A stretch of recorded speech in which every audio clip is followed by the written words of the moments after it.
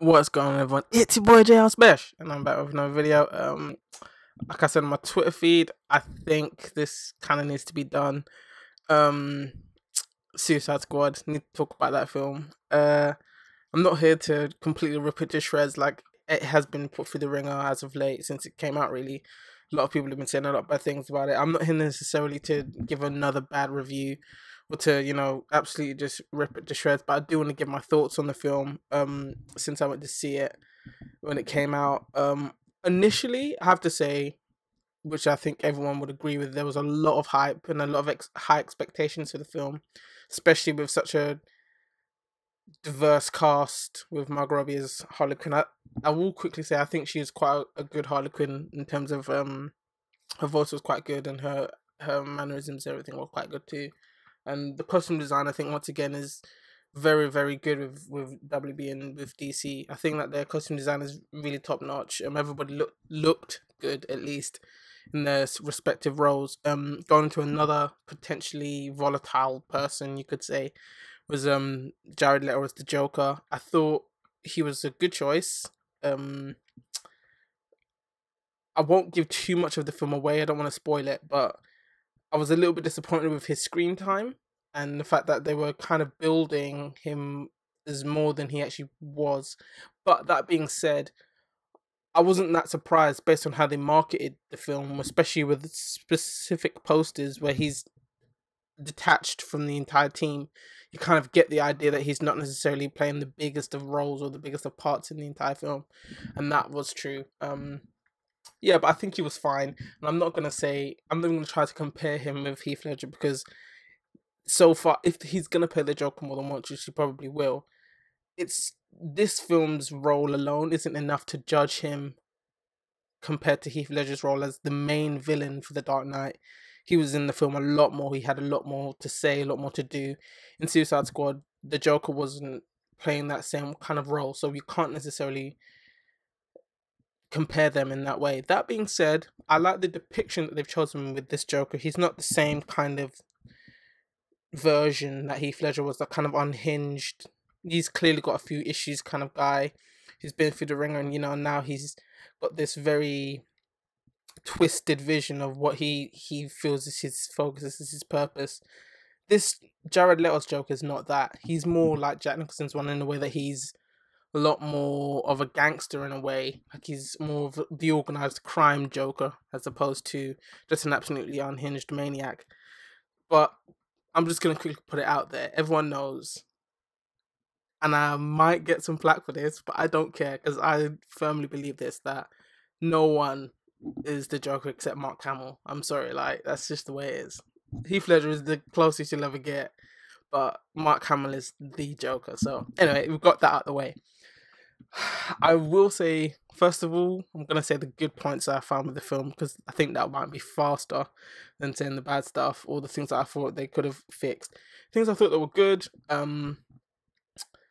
Well, I think bringing the team together in the way that they did work for the type of film that this is supposed to be.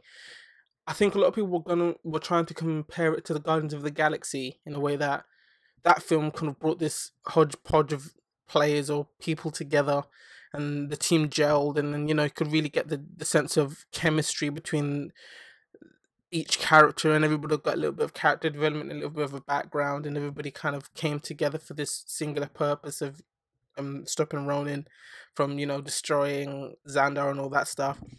Obviously, this film doesn't have that same kind of focus, because the team is comprised of people that aren't good, don't have those same sorts of ideals. That being said, the Guardians, as it already showed, wasn't necessarily all good people. I mean, they weren't. I mean, most of them are bounty hunters and killers and all those sorts of bad things. But Suicide Squad is focused on the fact that they are villains being put in a situation where they could potentially do some good. And they definitely demonstrate that throughout the entire film, that it's supposed to be this team of bad people trying to do a good thing, but doing it in a bad people way. That's the kind of premise of the film and of the comic even. And this whole idea that if they don't listen, or they try to disobey, or they try to run away, get away from the situation that they're in, they just get killed instantly, dead off. That is always going to be an interesting factor to play into the film. And I'm kind of disappointed that they didn't use it more. Like, I'm not going to tell you what happened, obviously. You should just go and watch it. Or, yeah, watch it. But that, I think they kind of overplayed the whole fact that, if you run away, you'll get killed. But they didn't show enough of people thinking about that as a consequence. It was kind of just, everybody kind of got used to it after a while. Like, nothing I can do. Might as well just not even bother trying to get away and all that kind of stuff. Except there was a few different scenes involving Harley Quinn where she did kind of get to play with that whole idea as to whether it was a true life and death situation, which was quite cool. I think what else is good? This isn't good, is it? If you're struggling to find things that are good. Okay, yeah. Another really great thing about the film was that they were trying to do almost like an MCU type thing where you're showing that the entire universe is connected. So they did some Justice League cameos, and those were really cool. I thought that was a really good idea to bring the whole thing together so that it's not detached, and it kind of followed on directly from the things that happened in Batman vs Superman. If you haven't watched Batman vs Superman, seriously, come on, just watch the film already. So that means I can't tell you what happened because that would kind of ruin that movie. But yeah, they definitely are having to fast track their system of interconnecting the universe, because they can't do Marvel's technique of spending 4 or 5 years building up individuals and building up individual storylines to mesh them together into one film, especially considering that Suicide Squad is supposed to be the B team in comparison to Justice League, which is coming next year, which is their A team, A team, lols. Yeah, like, you know what I mean? So they're trying to bring it all together, and it's cool. Biggest problem with the film now I'm just going to talk about bad stuff. Actually, no, before I talk about bad stuff, let me quickly say one more good thing. The cameo for the Flash, I really, really liked. We all know he's in the Justice League anyway, so that's not really a spoiler. Yeah, I'm not going to tell you what happened in his, but it was really cool. Have a watch of that if you do watch the film, or keep an eye out for that. And another really great thing is that they paid reference to the original look for Harley Quinn as well from the animated series, the red and black singlet with the jester type hat. I really like that they showed that. That being said, though, what kind of annoyed me a little bit about this movie is because she's kind of like apart from Katana, but she doesn't really say much. She's kind of like the only female character in the team. She kind of just was. They kind of downgraded Harley Quinn for me personally, from the person who I know and love from the comic books and stuff. She was kind of a lot of moments. She was kind of just eye candy, and that kind of annoyed me. I'm not gonna lie, especially considering how far and how popular Harley Quinn is now as a character.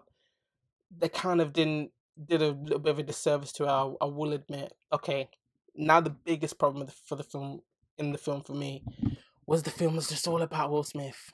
I was really hoping that was one of my highest expectations, that the film wouldn't be, but he just overshadowed it. He just took over the movie. Like, it. I know he's a big well, I don't think he's very big, but people obviously say he's a big film star and stuff. That's fine, but it's kind of annoying that it's a team film and it was just his film. So, like, for example, Guardians of the Galaxy, yeah, Chris Pratt was Star-Lord and he is the leader of the Guardians of the Galaxy, but like I said, every other team member got a little bit of a chance to shine, a little chance to have a moment for themselves, and he was there too, but he wasn't like, now I'm gonna steal this scene.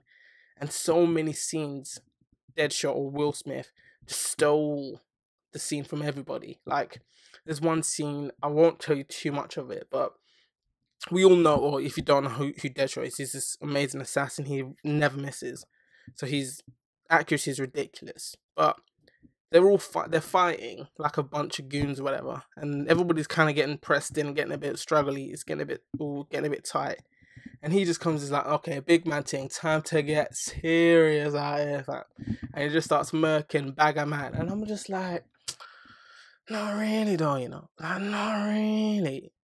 And it's just like, it's just a bit smelly, fam. I can't even lie, a bit smelly.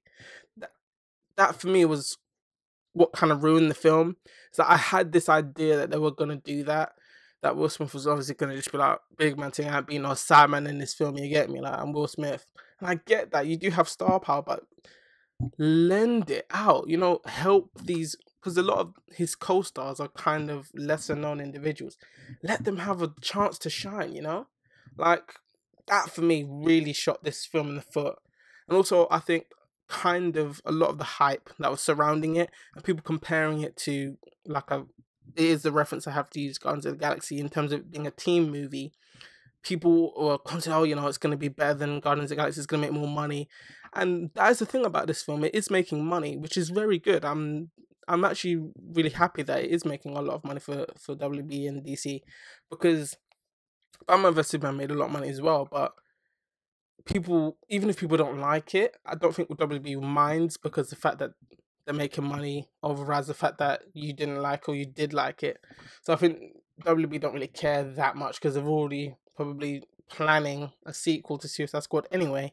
So that's all fine and dandy. But if they are making a sequel, try to find a little bit more balance for the team in terms of actually developing them, because some team members were literally just there to make up numbers. Like, I knew from when they were announced that they didn't have any real role, didn't have anything real to offer, and that's exactly what happened in the film. Like, they were just there, said a few words, did a 1-2-1-2 technique, and you're kind of like, yeah, okay, film over.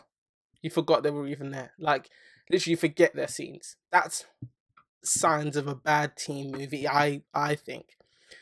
Whereas in comparison, you had Guardians, and everybody had a moment. Like when Groot was when they were in the corridor at the end of the film with Ronan, and they were fighting, and he just stretched out his arm and just killed about 20 guards all at once, and he just smiled. Everyone was like, okay, that's amazing. Then straight after that, he had that really great scene when the ship was falling, and, you know, everybody knows that scene when he said, "We are Groot" instead of "I am Groot," which was really nice. It was like kind of heartwarming and all that kind of stuff. And even the scene with Rocket Raccoon when they were at nowhere, and he was drunk and everything, and he was kind of just, it got a little bit emotional when he was kind of like, oh, she called me Rodin and everything, and you kind of just get this idea that these people are more humane. As with Suicide Squad, it was kind of like everybody was kind of like just a caricature. No one really had much depth, which I think was kind of a problem too, especially with some of the characters that you have, like Harley Quinn and Deadshot, who have really interesting stories behind why they're the way they are.